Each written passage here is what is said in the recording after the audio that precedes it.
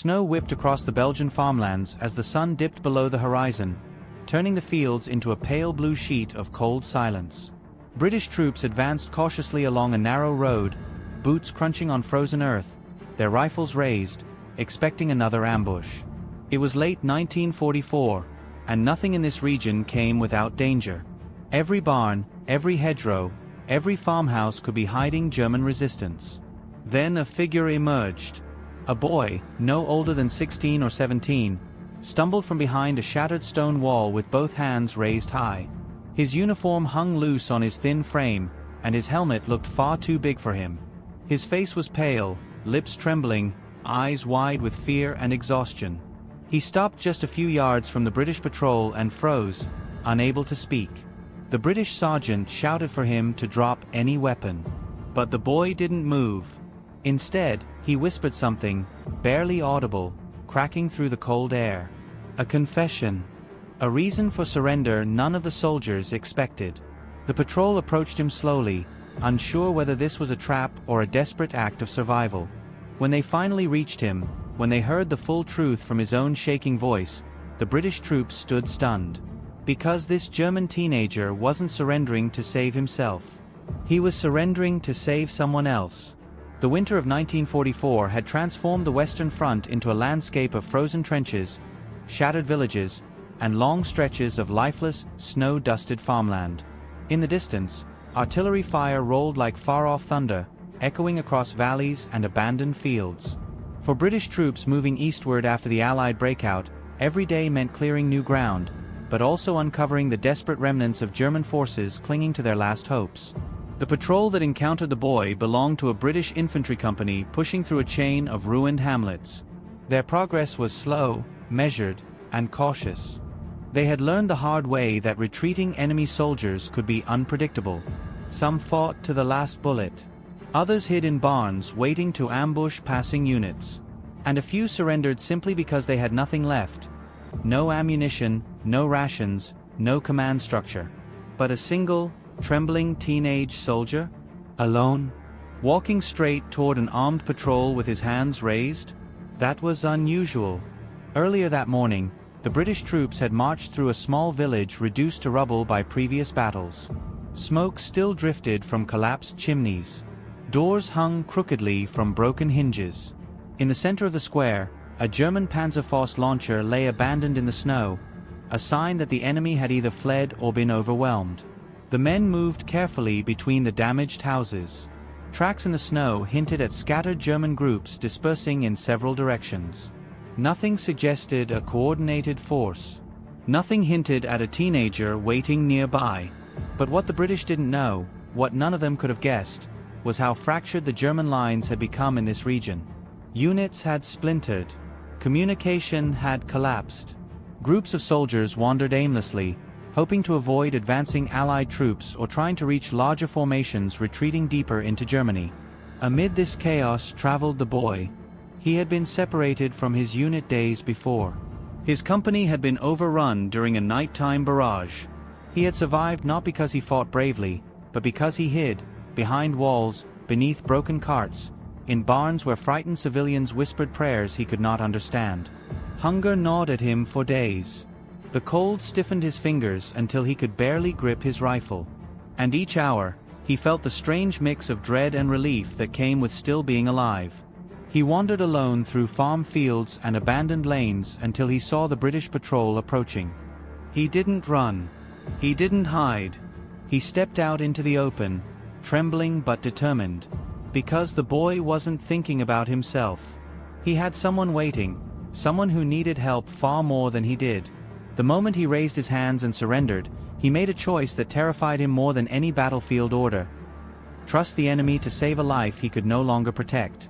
The British patrol surrounded the teenager swiftly, rifles trained on him as they searched the horizon for hidden threats. The sergeant barked orders while two soldiers rushed forward to frisk him. They found no weapon, only a worn wool coat, a frayed belt, and trembling hands that refused to steady. Up close, the soldiers realized how young he truly was. His cheeks were hollow. His boots were mismatched. And his helmet wobbled slightly every time the wind blew. This was not the hardened enemy they were trained to expect. This was a boy pushed into a war far larger than himself. The sergeant demanded his reason for surrender. The teen swallowed hard, fighting the cold and his fear. His voice cracked as he spoke, first in German, then in broken, desperate English he had learned in school before the war took everything familiar from him. "Not for me," he said, clutching his chest. "I need help. Please." The soldiers exchanged glances. The sergeant narrowed his eyes. Was this a trick? A lure into an ambush? They had seen German soldiers feign surrender before, only to attack when the patrol lowered its guard. "Who needs help?" The sergeant pressed. The boy pointed shakily toward a cluster of barns beyond a line of leafless trees. His lips trembled, not from cold but from panic. "My brother," he whispered. "He is hurt. Bad. He cannot walk." A murmur rippled through the patrol. A wounded German soldier could be armed. Could be bait. Could be anything. But the boy continued, words spilling out in frantic waves. His brother was younger, barely 15, shrapnel in the leg, bleeding for hours. The explosion had thrown them apart from their unit, and they had hidden in a barn while artillery passed overhead. The older brother had gone looking for help, not from Germans, who were gone, scattered, but from the only soldiers left in the area. The British. The sergeant assessed the situation quickly. The area was unstable, full of half-destroyed farmhouses and pockets of German stragglers. Leading his whole patrol into unknown territory was risky, but ignoring a wounded boy, especially one this young, felt like abandoning basic humanity. He ordered half the patrol to cover the area from the road. The remaining men would follow the teenager. The boy led them toward the barn, limping with each step from exhaustion and cold. The British troops advanced cautiously around him, rifles ready, eyes scanning every window and shadow. When they reached the barn, the teen froze. His breath hitched. Inside, through a broken plank, they could see a faint flicker of movement. The sergeant gestured for 2 soldiers to flank the entrance. Another kicked the door open. Snow blew inward as the light spilled across the hay-covered floor. There, curled against a wall beneath torn blankets, lay a younger boy, barely 15, pale as the winter sky, clutching his leg which was wrapped in a blood-soaked cloth. His eyes widened when he saw the British soldiers, but the older brother rushed in, kneeling beside him. The British lowered their rifles. It wasn't a trap. It wasn't an ambush. It was 2 children abandoned by a collapsing army. The younger boy whispered something to his brother, whose voice broke as he tried to reassure him. The British medic stepped forward, kneeling beside the wounded teenager. He examined the leg, peeling back the frozen cloth. A piece of metal had torn into the muscle. Infection was already setting in. Without treatment, the boy wouldn't last the night. The sergeant looked around. They were miles from their main lines. Transport was limited. The roads were barely passable. And they were in enemy territory. But the medic shook his head firmly. The boy needed immediate evacuation. The sergeant hesitated. Orders were strict. Avoid unnecessary detours. Advance toward the next staging point. But looking at the 2 terrified brothers, shivering in the cold, he knew what had to be done. He called for a stretcher. As the British soldiers lifted the wounded boy, the older brother broke down, relieved sobs shaking through his thin frame. One soldier placed a hand on his shoulder, guiding him gently toward the road. For a moment, the war faded. There were no sides, no uniforms. Just 3 teenagers caught in a nightmare, and a patrol choosing mercy over suspicion. But the danger wasn't over. As the patrol began moving back through the tree line, one of the British soldiers noticed movement in the distance, silhouettes approaching through the snow. German stragglers, armed, headed straight for them. The sergeant tightened his grip on his rifle. They had wounded to protect. They had no choice but to stand their ground. The British patrol formed a defensive arc instantly, rifles rising as dark shapes emerged through swirling snow. The sergeant signaled silently for the stretcher-bearers to move the wounded boy behind a collapsed stone wall for cover. The older brother hovered near him, shaking so hard the British medic had to steady him with a hand on his shoulder. The approaching silhouettes grew clearer, 3 German soldiers trudging through the snow, their rifles slung low, their breath visible in the bitter air. They looked exhausted, half-frozen, and disorganized. But disorganized soldiers could still fire, still kill, still panic. The sergeant spoke in a low voice, "Hold fire unless they make a move." The German group stopped about 30 yards away, startled to see a British patrol aiming weapons directly at them. One of them reached instinctively toward his rifle, and the British corporal barked sharply, "Don't even think about it." The Germans froze. Then something unexpected happened. The oldest German, a man in his 30s, gaunt and hollow-eyed, looked past the British rifles and saw the stretcher being prepared behind the ruined wall. He saw the 2 teenage boys. He saw the medic kneeling beside them. And his expression changed. From fear to recognition. He lifted his hands slowly, calling out in German.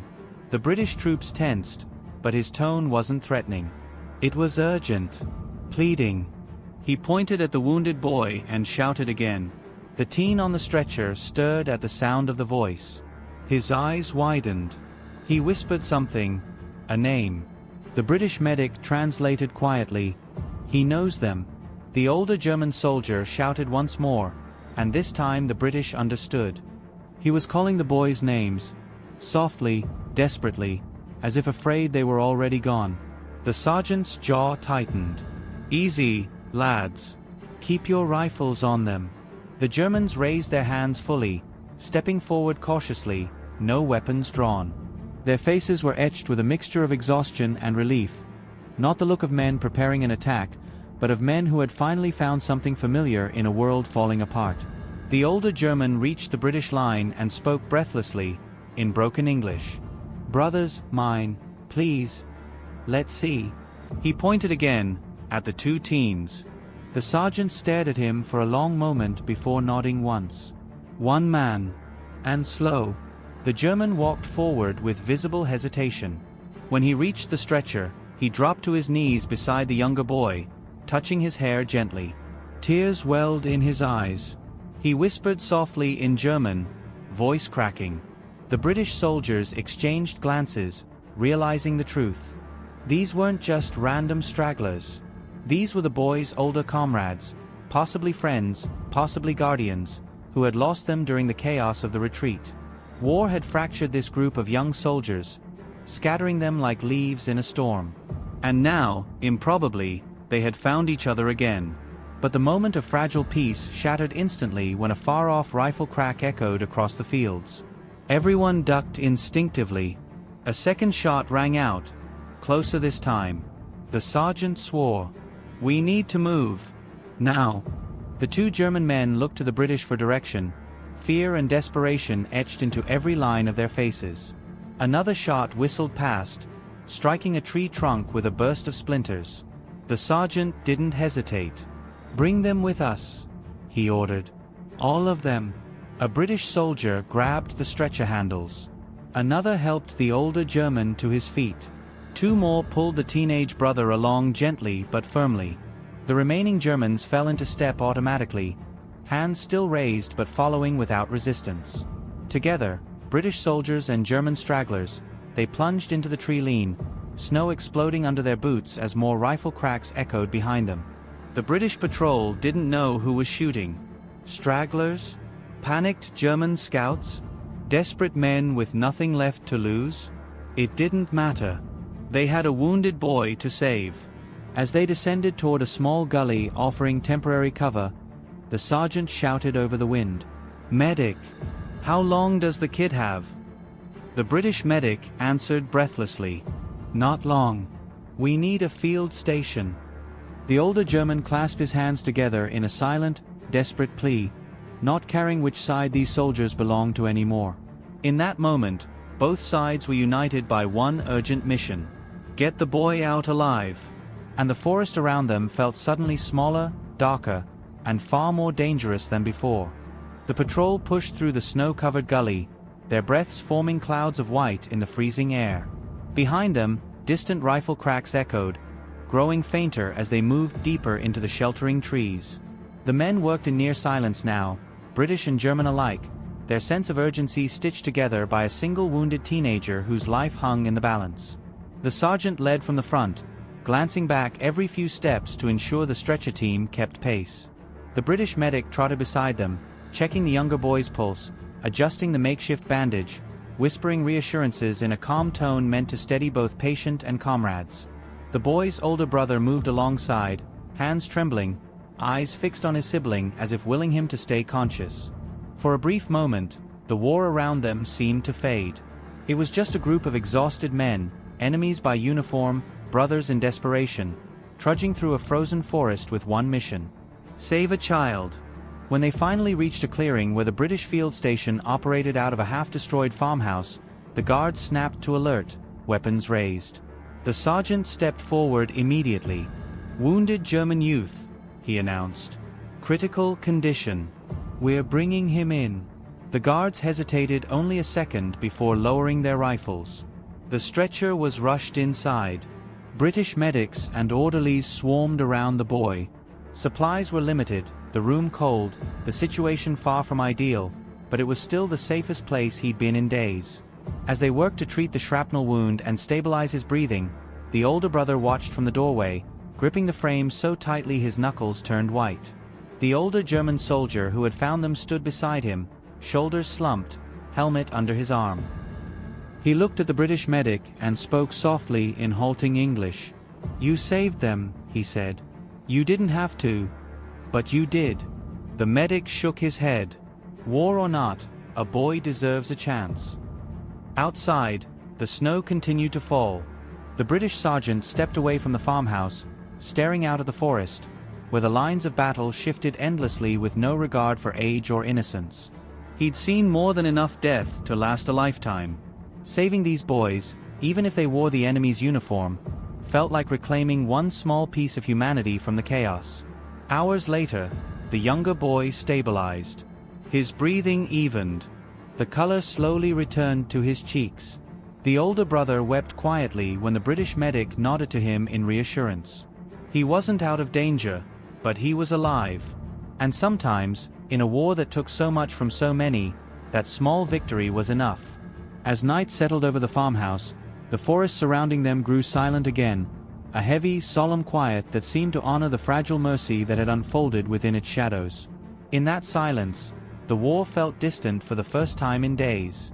And somewhere deep in the cold stillness, the world seemed to remember that even enemies can choose compassion, and that sometimes a single act of surrender can save more than just one life.